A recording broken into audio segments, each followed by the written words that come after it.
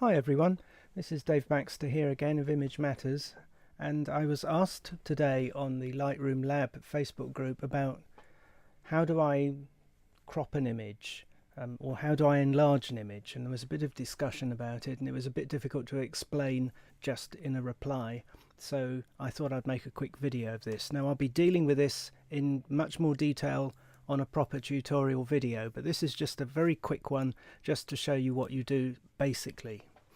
One of the questions asked was, if I crop an image, can I then enlarge it, or does cropping it always reduce the size? So let's just answer that question. Here I've got a good example of what many people encounter, and that's trying to get close up to something and still not quite getting it. This is close, as they say, but no cigar.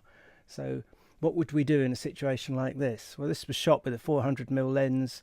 I couldn't get any closer than this, and so I'm going to have to draw the eye into this picture by cutting out some of the unnecessary detail, and in so doing I will appear to zoom in, although what I'm actually doing is getting rid of pixels.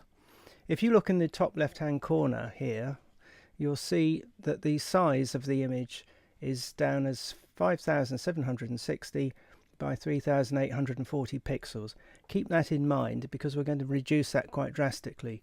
This is the pixel density you get from, in this case, a 5D Mark III, which is quite normal for a full frame camera, and it's actually quite normal for smaller cameras today as well. So this is lots of pixels to play with. It's about 22 megapixels, so we have got a lot of room to play with this. So let's get straight on and do it. I go to the develop module or hit D on the keyboard, and let's bring up this picture again. Now, to cut out the bits that we don't want, we use the crop tool, or you can just hit R on your keyboard. There is an R in crop, so it sort of works. Anyway, I'll click this here, and you'll notice that the picture changes slightly, and there's a frame around it now. There's little grab handles at the left and right, top and bottom, and there's a grab handle in the corner as well. And over here, this panel has opened up, which are the basic controls for cropping. Now, I've got this set to original at the moment. This is a drop down that if I just click this, this enables you to specify the way you're going to crop the picture. You want to keep the proportions the same as the picture you've already got, or do you want to make a 10:8 or a 5:7 type of proportion? You're not setting the size specifically at this point, you're just setting the ratio of the length to the width. I'm going to keep this as it is for the moment because, as I said, I'll go into all this in much more detail in a later tutorial. So what I'm going to do now is just leave this set at original, and this little padlock here is click shut, which means that when I alter the width, the height will move in proportion and vice versa. So let's just drag these handles in at the side, and that will actually start to tell Lightroom that I'm going to crop the picture. You'll notice, well, you might be able to see that as I move the cursor over the very edge of the picture, it changes. At the moment it's a couple of little double-headed arrows, which actually means rotate, and if I click and drag my cursor now, I can rotate the picture one way or the other, and it automatically crops it there because it has no choice really, because otherwise we'd end up with bits in the corner that went white. So it's giving us the biggest picture it can given that rotation. Probably don't want to rotate it here because the sea's in the background, so you can just about see that it's supposed to be level, so I won't do that. But what I will do is to drag these edge ones, and as I do, you'll see that cursor changes there, and once it's changed I can drag it and the whole image will then move in proportion. Now if I hold the Alt key down at the same time, it will do it from the center of the picture, which is a bit more natural, but it doesn't matter how you do it. I'll just move this in a bit more, and then I can click and drag in the picture itself to position my puffins in the place where I want them to be. I can drag these corner handles as well. So let's say that's what we want. If I now hit the return key, or I just go up here and click that again, same button that brought us in, then Lightroom will complete the cropping, throw away all those other pixels, at least it appears to have done, in practice it's still there, and I can go back in the history here on the left hand panel here. I can click the earliest import and see where it was there, and I can go through this and we can see how I made all those different edits as I was moving my crop triangle around. So we haven't really lost anything, it just looks like we have. Now the other thing to notice here is now the new size of the picture. If you look up in the top left hand corner, it's now no longer the size it was, obviously, because we've cropped it off. We've got fewer pixels. We've now got 2516 wide and 1677 high. Now we could just save this now. Let's just save this as a JPEG. So I'm going to go to Library and I'm going to just export this. Now the question that was asked really was, is it good enough to export a cropped picture? Do we still have enough pixels left? Well, 2516 pixels across will get you quite a nice sort of picture at about 300 dpi, 8 inches across.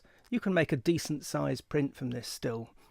That's really because we had so many to start with. So even though we've cut out quite a lot and got rid of a load of pixels, we've still got plenty to make a nice print. You can go too far with this. If I cropped in on a single puffin, that pixel count will go seriously down, and then you would find that all you can do is probably send people a little picture of a puffin that they can see on their computer, but nothing that they could blow up to a nice big print on the wall. Anyway, let's see what we can do with this. 2516 pixels wide. What kind of image can we make with this? So here's the export dialog. There's plenty of options in here. I'm not going to go through them all now because I'll cover this in detail later on when we deal with exporting. File settings here, I'm going to export this as a JPEG, reasonably high quality, and I'm going to resize this. No, actually I'm not going to resize. I'm going to do one resized and one not resized. So here it is, not resizing it. I'm just going to work my way down and say, okay, make a JPEG from this image with these pixel dimensions and shove it in this folder here. I'm just going to hit export. Right, now I'm going to do it again, but I'm going to do a slightly different setting. Normally when you come to this part of the export dialog box, the image size is usually the same as your original picture, or it's usually smaller. If you're sending it to the internet somewhere, you want a small file size to send over the internet, you might only want it to display on someone's computer screen. There's no point in sending them a picture that's 5,000 pixels wide. So usually for those kind of applications you're resizing and making it smaller, and this little box here, don't enlarge, is usually ticked. And if you want to make it smaller, you would put the size of, in this case, the long edge in here. If I wanted to make this picture only 500 pixels wide, I'd type 500 in this box. And that's the usual way of doing it. That way Lightroom can throw out pixels. But there is another way of working. If you want to make it bigger, it's got to put pixels in there that weren't there in the first place. In other words, it's got to guess, it's got to interpolate. And in so doing, it doesn't add any more information to the picture, but it does give it more pixels and enables you to do a print of a bigger size. The quality is a little bit less, but actually it's surprisingly good, even if you make it quite large. And I'm just going to make this one up right to the same size it was before.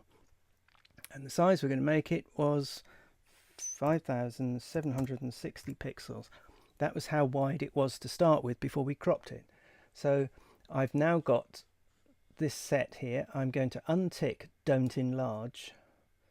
And so now when it saves this, it will save it as a JPEG, but it will take that long edge on here, which is currently 2,516 pixels, and it will add extra pixels to make it 5,760. So now I'm just going to hit export. Oh, wait a minute, I'm going to rename it as well. Let's call it something different. Rename to Big Puffin.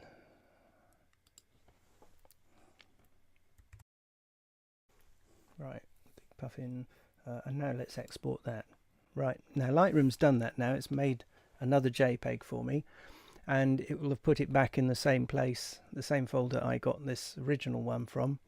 I'm now going to just go down to there and click on synchronize folder, because that's where it put it, and now it's going to get an extra picture. I'm just going to allow it to import this. Again, I'm not going into all the settings of imports for the moment. And now if I go to my example images, I've now got two images there, both JPEGs. Here's the one which is 5760, which has just been made. That's my big puffin picture that we've just created.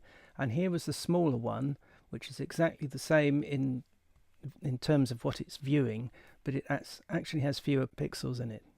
And on the right hand side we can see the original cropped picture with its 2000 odd pixels across. So let's compare them now and see whether blowing up the picture made any really big difference. Now I'm going to select them both, and then I'm going to go down to this XY compare thing here on this view, and we can look at them side by side and individually zoom in on them.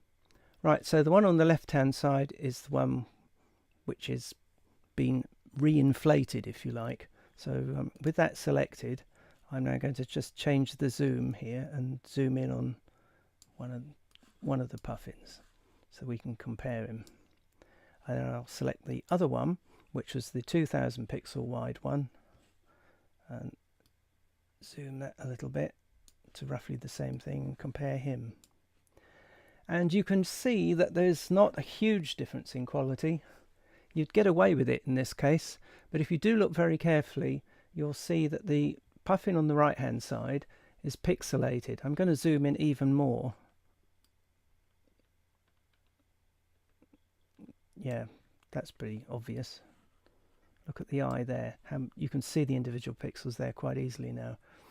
And if I do the same on the other one and zoom up to make the eye similarly big,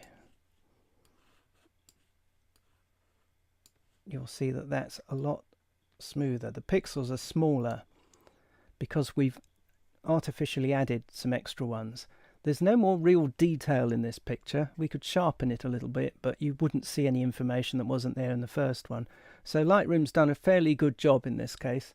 So that's how you do cropping, and just be aware that when you crop a bit off, quite often it doesn't matter that you've taken some off, because you're usually sizing down when you resize. But if you do want to resize up, this has demonstrated that you can actually get away with quite a significant blow up in size. I hope that's answered your questions, and as I said, I'll be dealing with this later on when we deal with exports.